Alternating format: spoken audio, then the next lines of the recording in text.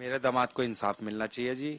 और ये लड़की मतलब समाज में रहने लायक नहीं है और इसने अब जीने का हक भी खो दिया है। इसे फांसी होनी चाहिए। सौरभ ने कभी सपने में भी नहीं सोचा होगा कि जिस मुस्कान को वो दिलो जान से चाहता है वही उसके कत्ल की पटकथा लिख डालेगी।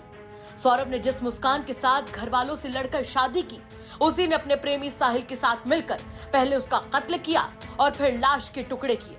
लाश के टुकड़ों को एक प्लास्टिक के ड्रम में रखा, फिर सीमेंट का घोल बनाकर ड्रम भर दिया और ड्रम को ऊपर तक सील कर दिया। बड़ी बात तो यह है कि खुद मुस्कान के माता पिता ही अपनी बेटी को लेकर थाने पहुंचे।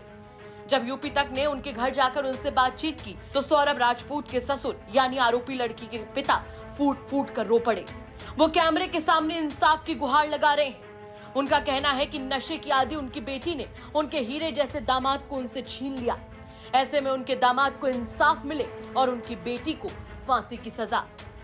इस वक्त हमारे साथ बात करने के लिए मुस्कान के माता पिता मौजूद हैं। हम उनसे बात करते हैं और समझते हैं कि क्या कोई कॉल आया, कैसे इनको पता चला, क्या कुछ जानकारी है। आपकी मुस्कान से तो हमेशा बात होती होगी, आप माँ हैं। जी हाँ, हमेशा बात होती थी। तो कभी आपको शक हुआ कि वो अपने पति से मतलब खुश नहीं है, अलग होना चाहती हैं? कोई ऐसी कभी झगड़ा, कभी कोई बात? नहीं, हम उससे हमेशा उसके साथ रहते थे, बात करते रहते थे। वो ये कहती थी, नहीं मम्मी मैं सौरभ से बहुत प्यार करती हूँ। तो आखिर कब आपको शक कब हुआ? ऐसी कौन सी बात मुस्कान ने कही जिससे आपको शक हुआ?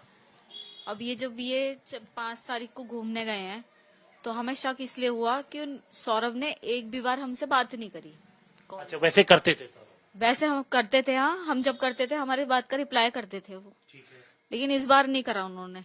तो हमने इससे पूछा शुभी से, मैंने कहा तुम्हारी वहां जाके भी लड़ाई हो गई? क्योंकि इन हस्बैंड वाइफ में लड़ाई चलती थी नॉर्मली, मतलब आर्ग्यूमेंट होते थे काफी। नॉर्मल होती है। हाँ, आर्ग्यूमेंट होते थे, बच्चा बुद्धि थे, दोनों लड़ते रहते थे।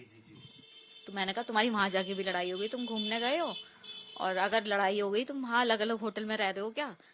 नहीं मम्मी ऐसा कुछ नहीं है, वो बाहर से खाना लेने गए हैं। जब हम कॉल करते थे तो हमेशा उन्होंने बहाने बनाए कि मम्मी वो नीचे डिस्को में गए हैं, पार्टी में गए हैं, और तुम्हें पता ही है कि वो एंजॉय वो करते थे बहुत ज्यादा, ये तो हमें पता है। तो इस तरह से उसने हमसे बहाने बनाए। टाइम ज्यादा हो रहा था, फिर हमने मैसेज डाले सौरभ के फोन पे। ही मैसेज डाले जी। सौरभ के मैसेज डाले कि जी हमसे कांटेक्ट करो, आपकी बेटी परेशान हो रही है, आपसे बात करना चाह रही है। तो उधर से रिप्लाई क्या आया था कि मैं पार्टी में हूँ, मैं बाद में बात करता हूँ। ये सौरभ के फोन से आपके पास?